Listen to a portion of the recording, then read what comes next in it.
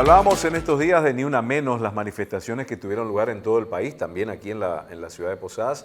Está con nosotros la magíster Gisela Spasiuk, hoy secretaria general académica de la Universidad Nacional de Misiones, pero impulsora también junto al colectivo de organizaciones de este Ni Una Menos, que está cumpliendo 9 años. Gisela, buenos días, ¿cómo estás? ¿Cómo estás? 9 años, así es, vamos camino a una década, ¿no?, de trabajo sistemático desde los movimientos, organizaciones de mujeres en defensa de la no violencia, en la visibilización de lo que significan las distintas opresiones y las distintas formas a las que nos expone este mundo, esta vida en la que vivimos, sobre todo las mujeres. Y es un Ni Una Menos muy especial también, ¿no? Porque no solo reivindicamos no a la violencia, no a los femicidios y travesticidios, sino que otra vez salimos a tener que visibilizar lo que está pasando en la vida cotidiana de muchísimas mujeres y sus familias, ¿no? Volvimos a tener que pedir para que se resuelva el hambre, para que se resuelvan condiciones de trabajo, ¿no? Cuando veníamos de una agenda bastante más estratégica y de fortalecimiento, nos encontramos otra vez debatiendo como si hubiéramos vuelto mucho antes de una década. ¿Retrocedimos? Absolutamente. Ajá. Sabemos que desde la Facultad de Humanidades, en tu gestión, Gisela, se han impulsado pero muchísimas, innumerables acciones que han posicionado, digamos, a esto a nivel social. Y justamente a esto apuntaba la pregunta, ¿no? Qué triste ver cómo hemos retrocedido como sociedad a consecuencia de cuestiones que vienen desde el gobierno nacional, digamos. Así es, ¿no? Un gobierno y un modelo impulsado desde este gobierno que es el del retiro del Estado. Y en ese retiro del Estado todos nos vemos afectados, algunas mujeres más que otras inclusive, ¿no?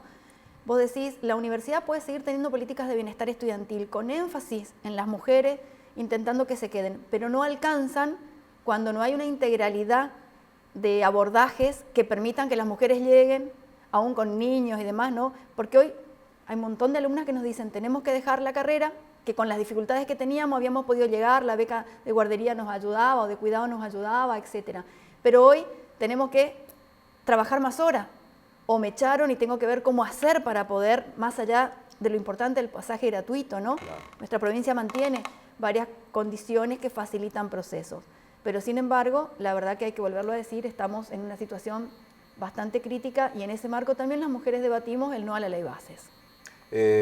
Preocupa también el discurso desde el Estado, que genera cierta animosidad en la gente. Sí, discursos de odio, o sea, nos confronta, vuelve a ponernos a mujeres contra varones, a varones contra otros, a varones contra varones, a pobres contra pobres, a trabajadores contra trabajadoras. O sea, la verdad que es muy preocupante la narrativa, porque en definitiva perdemos todos nosotros, que somos los que no somos la casta, tomando palabras de esas narrativas en este momento, ¿no? Y perdemos sobre todo derechos conquistados históricamente y desde el lugar de las mujeres que además se profundizaron en las últimas 3 décadas, ¿no? Entonces, bueno, claramente estamos preocupados y con la ley base, que parece que una ley es muy lejos a uno, bueno, las mujeres queremos seguir jubilándonos y entendemos que esta propuesta de ley bases va directamente contra nosotras o contra muchas de nosotras, ¿no? Contra las amas de casa. Hasta ahora nosotros podíamos reconocer que por cada hijo valían 2 años de trabajo para imputar a los 30 años que te pedían mínimo de aporte para una jubilación, o la moratoria. Hoy nada de eso, con esa propuesta de ley base, pareciera que se vaya a mantener. Al contrario, nos quieren elevar la edad jubilatoria. Entonces hay un montón de cuestiones que tienen que ver con las particularidades de ser mujeres, de cuidar, de atender las familias y demás, y de trabajar afuera de la casa o estudiar, que la ley base está atacando, entre muchas otras. Este es un ejemplo, ¿no? El no llegar a fin de mes también es violencia. Es violencia, exactamente. Es violencia, y el otro día alguien me decía, es violencia simbólica. No, es violencia bien real. Eso es tangible. Es real, es tangible. Claro. Y las mujeres siempre somos el eslabón más débil en momentos de crisis, ¿no? Cada vez que hay crisis económica, hay precarización de las mujeres, de los trabajos, hay precarización de la vida, de nuestra vida postergaciones cotidiana. Postergaciones de las mujeres. Y vuelvo a insistir, en esto, algunas lo padecen mucho más que otras. Yo el otro día acompañaba a mujeres que están frente a los merenderos, ¿no? Frente a los comedores, que lo hacemos siempre, esa tarea comunitaria, como una opción personal de proyecto de vida, de trabajo por los derechos de los demás, por las mejoras de condiciones de bienestar.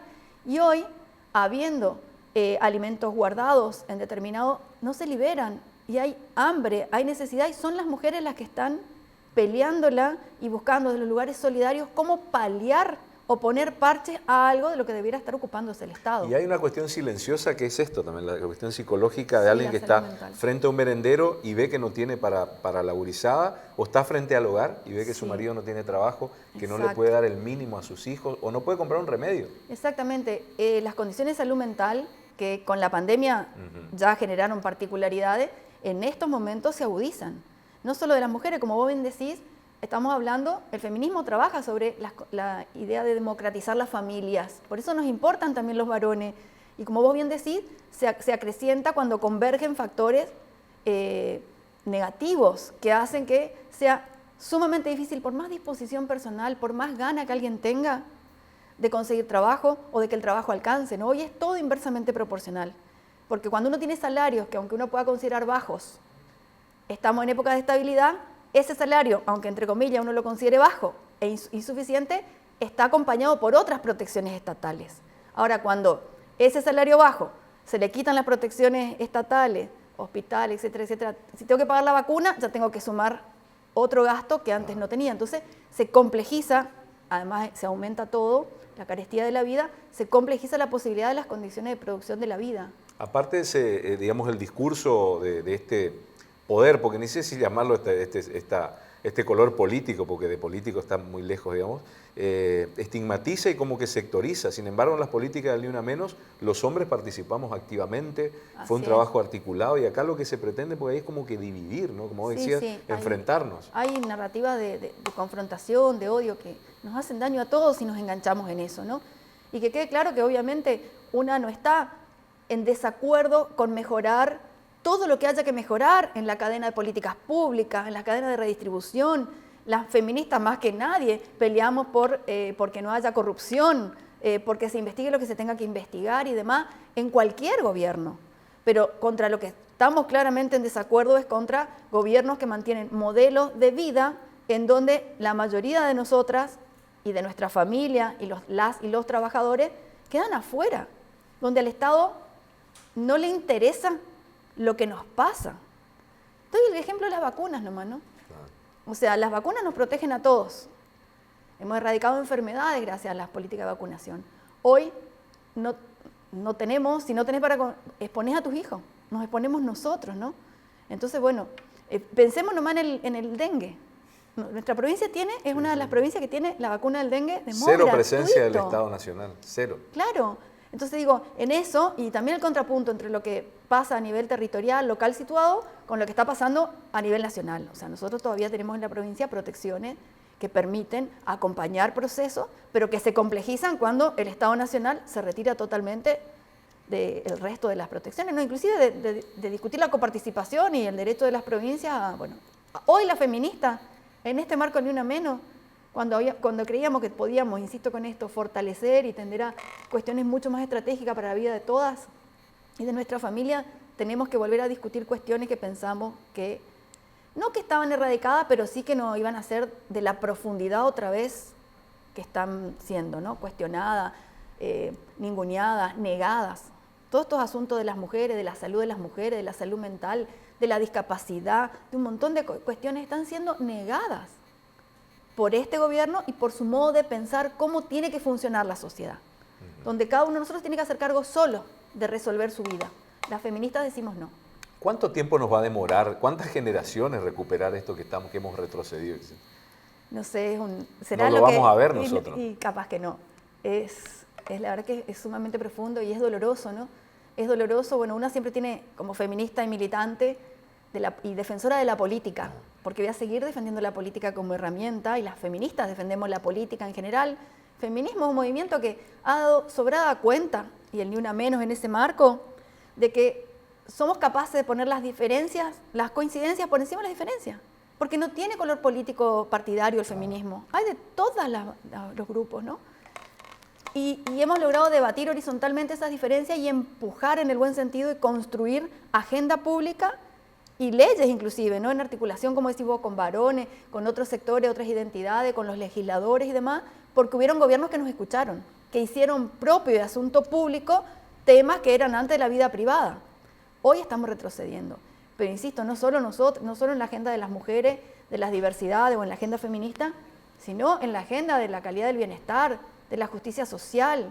Es realmente grave. Y ojalá estemos a la altura de las circunstancias para volver a defender la política, volver a militar una forma de vivir en común, donde lo colectivo sea lo que prime, ¿no? Y no las confrontaciones. Gisela, sabemos bueno, que estás en contacto permanente con el ámbito universitario. ¿Cómo se vive en el núcleo de la universidad esto, ¿no? Todo lo que generaron ustedes desde Humanidades para toda la universidad, ¿cómo se vive y cómo se trata de sostener a nivel local esto? Bueno, creo que la universidad tiene claramente una posición de sostener todo e inclusive de hacer la apuesta de aún en la emergencia presupuestaria, incrementar la apuesta de trabajar los temas, de abordarlo y de sostener las políticas de género que vinimos impulsando.